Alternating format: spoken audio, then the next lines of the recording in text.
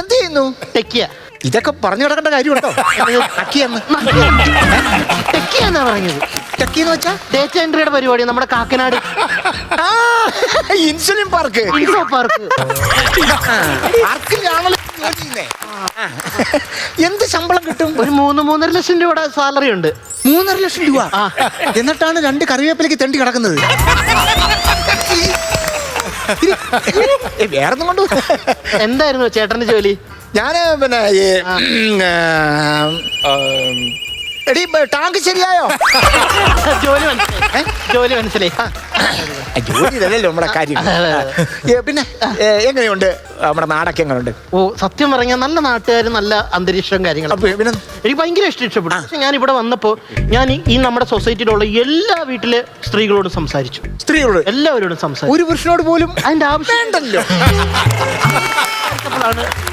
ഒരു കാര്യം പിടിച്ചു. എന്താ? നമ്മുടെ സൊസൈറ്റിയിലെ 80% സ്ത്രീകളും ഹൗസ് വൈഫുകളാണ്. ഞാൻ ഇതിനൊക്കെ ഒരു സെൻസസ് എടുത്തായിരുന്നു. എന്നായിരുന്നു? ഇതിന് 80% പുരുഷന്മാരും വൈഫ് ഹൗസിലാ.